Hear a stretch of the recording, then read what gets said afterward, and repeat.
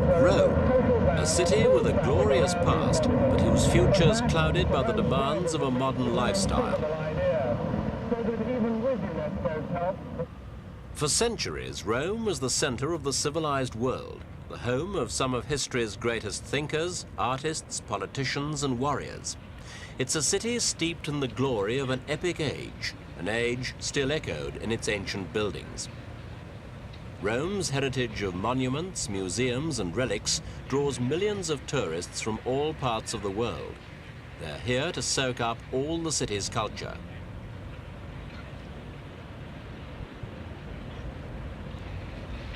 The city's fame is rooted in the past, but in recent years, the sad fact is that contemporary Rome has had more cause for shame than glory.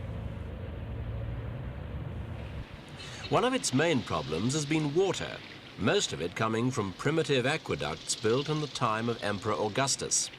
The population's now about 4 times greater.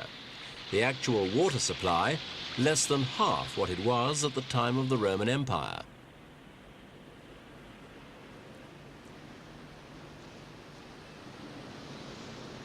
Aggravating the water shortage was the fact that the river Tiber was notorious as one of the world's largest open sewers, effluent pouring in with no purification.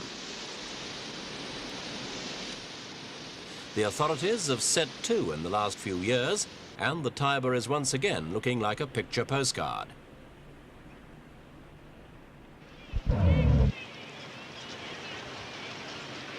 Again, a few years ago, infant mortality in Rome was on the increase. 26 deaths for every 1,000 births. A horrifying statistic and a problem which has been tackled.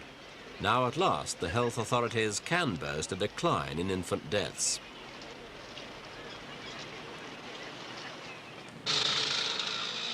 Five years ago, living in the center of Rome was bad enough because of all the health problems. For the people who lived on its doorsteps, though, life was little short of unbearable.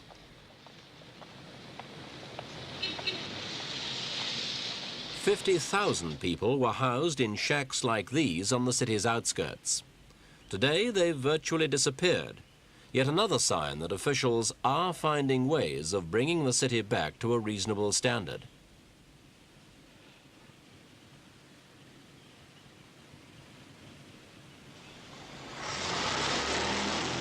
All roads may lead to Rome, but that's precisely where there has been little progress. Though traffic's been a problem for years, now it looks like having far-reaching consequences. For it's cars which could lead to the eventual death of this great city. The problem's symptomatic of a general disease, an ancient city unable to come to terms with a modern way of life. The authorities have been slow to stop the rot, and rot it is. Buildings which have survived thousands of years of natural elements are literally crumbling under an onslaught of man-made fumes.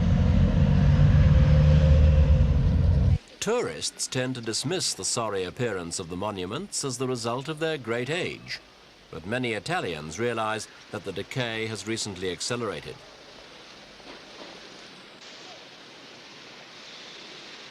Italy's small but influential environmental group, Italia Nostra, have made the most noise. Over the years, they've listed the implications of allowing so many cars in the city centre. Their verdict is blunt. Rome's decision-makers must act swiftly if the city is to survive. Their cries fell on virtually deaf ears until bits of the Antonine column actually began falling off into the street. The column still looks magnificent from one angle, but it's been badly eroded on the side nearest the traffic. The mayor of Rome demanded action immediately, and so it was that in the city hall above the forum, a group of dignitaries gathered. The mayor appealed for expertise and funds from the Secretary General of UNESCO. It's UNESCO which could coordinate any international rescue exercise here.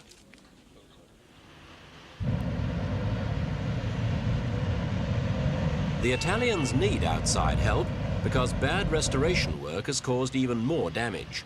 In some cases, restorers have tried to support falling structures with iron grips. What's happened is that the iron's actually contributed to further processes of oxidation and corrosion. The root of the crisis is the motor car.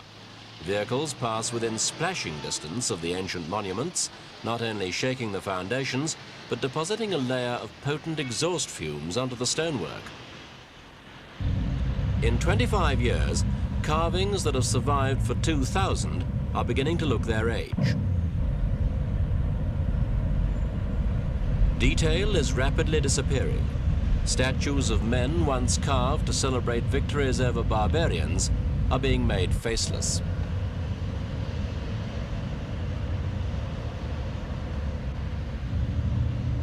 Among those who attended the UNESCO meeting was Rome's Director of Antiquities, Professor Adriano Larraghina. Professor, how serious is the problem now as we stand here in, 1979?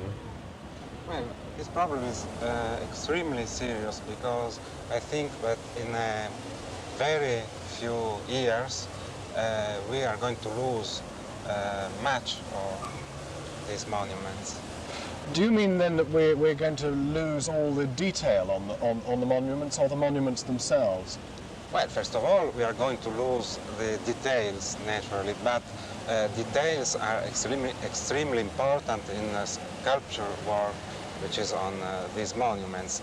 But after this, certainly we are going to have losses also in monuments.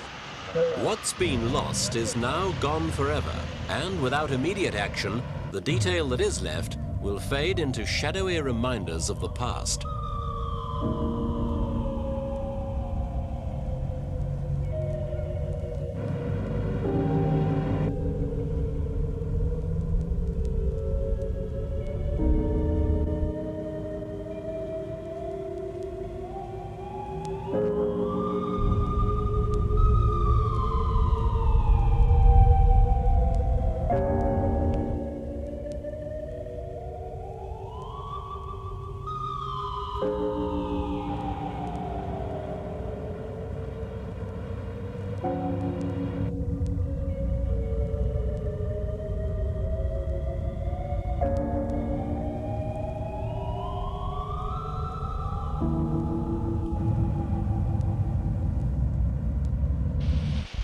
Most of the better known and beautiful monuments of Rome were built with marble of Carrara.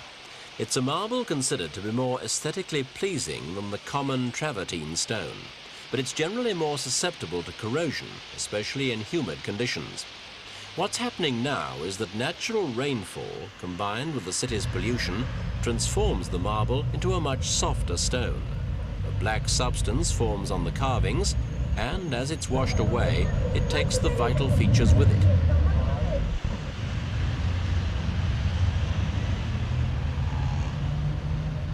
The polluting element from car fumes, though, is just one factor which contributes to the destruction of the ancient buildings.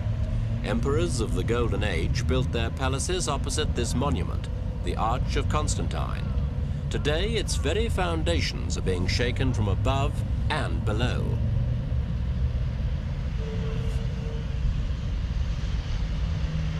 The Rome Underground runs directly underneath the arch, and the vibrations from it cease only during the early hours of the morning. In addition, traffic circulates around the ancient giant at all times of the day.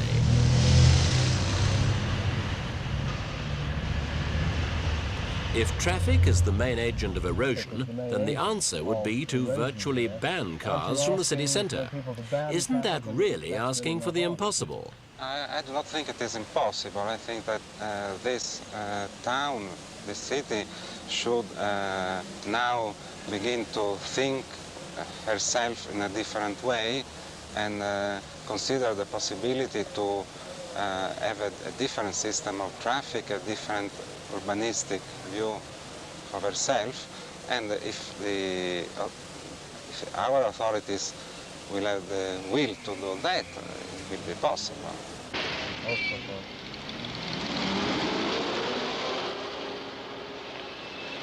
There are ways in which the authorities can tackle the problem. For example, in Rome, there are 4 rush hours a day. Office hours are generally from 9 to 1 and then from 3:30 to 7:30. People tend to get to work by car and then go home for their 2 to 3 hour lunchtime. This naturally causes congestion on the roads during both sides of lunch.